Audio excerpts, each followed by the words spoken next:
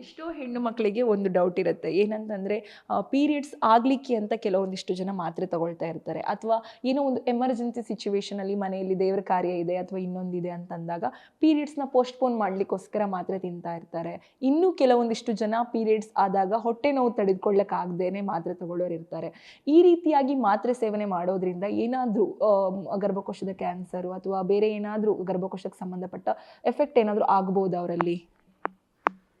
So ಇವಾಗ periods prepone postpone ಅದು temporary ಇರುತ್ತೆ, ಅದರಿಂದ ಮೇಜರ್ ಆಗಲ್ಲ. ಬಟ್ ಯಾರಿಗೆ ಮೈಗ್ರೇನ್ ಎಲ್ಲ ಇರುತ್ತೆ ಅವರಿಗೆ ಸ್ವಲ್ಪ ಚಾನ್ಸ್ ಇರುತ್ತೆ, ಮೈಗ್ರೇನ್ ಸ್ವಲ್ಪ ಆಗ್ಬೋದು. ತುಂಬ ಮೈಲ್ಡ್ ಮೈಗ್ರೇನ್ ಇದೆ, they may have again migraine. ಅದು ಒಂದು ಅಡ್ವರ್ಸ್ ಎಫೆಕ್ಟ್ಸ್ ಅಂದರೆ ಡ್ರಗ್ಸಿಂದು ಮೈಗ್ರೇನು, ಸ್ವಲ್ಪ ವಾಟರ್ ರಿಟೆನ್ಷನು, ಆ ಥರ ಮೈನರ್ ಸೈಡ್ ಎಫೆಕ್ಟ್ಸ್ ಇರುತ್ತೆ. ಅದರಿಂದ ಕ್ಯಾನ್ಸರ್ ರಿಲೇಟೆಡ್ ಏನಿರಲ್ಲ, ಆ ಥರ ಏನಿಲ್ಲ. ಏನು ತೊಗೊಂಡ್ರು ಮಾತ್ರೆ 1 or 2 months 1 or 2 times ತೊಗೊಳ್ಬೇಕು. ಅದನ್ನೇ ರಿಪೀಟಾಗಿ ಅದೇ ಹ್ಯಾಬಿಟ್ ಮಾಡಿದ್ರೆ ಅದ್ರದ್ದು ಇನ್ನೂ ಅಡ್ವರ್ಸ್ ಎಫೆಕ್ಟ್ಸ್ ಹಂಗೆ ಕೂತ್ಕೊಳ್ಳೋಕೆ ಸ್ಟಾರ್ಟ್ ಆಗುತ್ತೆ. ಎಲ್ಲ ಒಂದು ಕಡೆ ಗರ್ಭಕೋಶದಲ್ಲಿ ಸಿಸ್ಟ್ ಬೆಳೆದಿದೆ ಅನ್ನೋವಂಥದ್ದು ಕೇಳಿಬರ್ತೀವಿ. ಸ್ಕ್ಯಾನ್ ಮಾಡಿದಾಗ ಎಷ್ಟೋ ಜನ ಜಾಸ್ತಿ ಟ್ಯಾಬ್ಲೆಟ್ಸು ಮೆಡಿಷನ್ಗೆ ಅಡಿಕ್ಟ್ ಆದವ್ರಿಗೆ ಹೆಚ್ಚಾಗಿ ಸಿಸ್ಟ್ ಇರುತ್ತೆ ಹೊಟ್ಟೆಯಲ್ಲಿ ಅಂತ ಹೇಳ್ತಾರೆ. ಏನಿದು ಗರ್ಭಕೋಶದಲ್ಲಿ ಸಿಸ್ಟ್ ಬೆಳೆಯೋದಂತಂದರೆ ಏನು? ಗರ್ಭಕೋಶ ಸಿಸ್ಟ್ ಅಂದರೆ ಓವೇರಿಯನ್ ಸಿಸ್ಟ್. ಮೋಸ್ಟ್ ಕಾಮನ್ ಅಂತಂದರೆ follicular cyst, hormonal, just mild variation.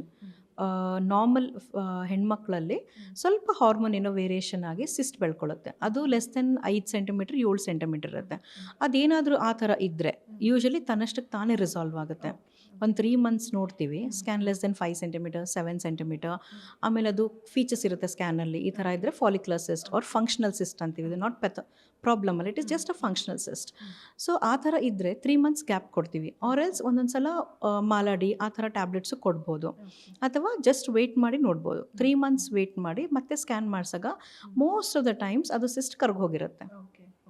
ಅದಾದಮೇಲೂ persist ಮಾಡಿದ್ರೆ ಅಥವಾ ಸೈಜ್ ಜಾಸ್ತಿ ಆಗ್ತಾ ಇದ್ರೆ ಮಾತ್ರ ಸರ್ಜರಿ ಬೇಕು. ಎಷ್ಟೋ ಜನ ಹೆಣ್ಣು ಮಕ್ಕಳಿಗೆ ಥೈರಾಯ್ಡ್ ಸಮಸ್ಯೆ ಇದ್ದವರಿಗೆ ಮಕ್ಕಳಾಗೋದಿಲ್ಲ ಅಥವಾ ಪೀರಿಯಡ್ಸ್ ಕರೆಕ್ಟ್ ಸಮಯದಲ್ಲಿ ಆಗೋದಿಲ್ಲ ಅನ್ನೋ ಒಂದಿಷ್ಟು ಸಮಸ್ಯೆ ಇರುತ್ತೆ.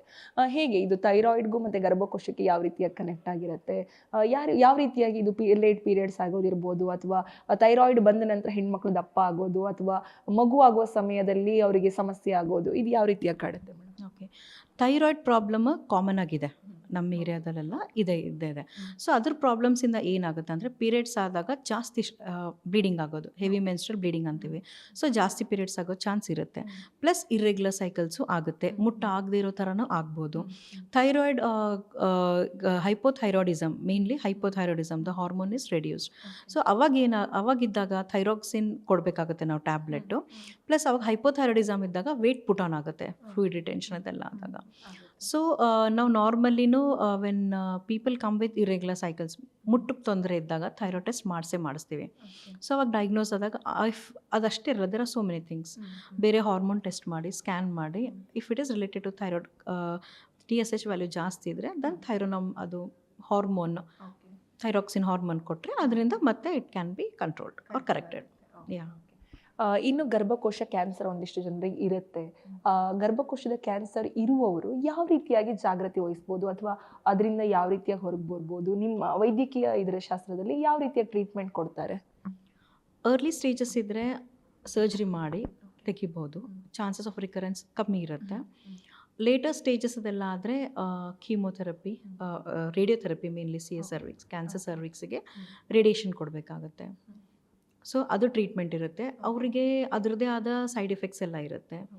ಸೊ ಅವಾಗ ಅವರಿಗೆ ಸೈಕಲಾಜಿಕಲ್ ಸಪೋರ್ಟ್ ಕೊಟ್ಟು ಮಾಡಿದ್ರೆ ಅವ್ರು ಫೇಸ್ ಮಾಡಲೇಬೇಕದು, ಏನು ಮಾಡೋಕ್ಕಾಗಲ್ಲ. In a better way they can handle it.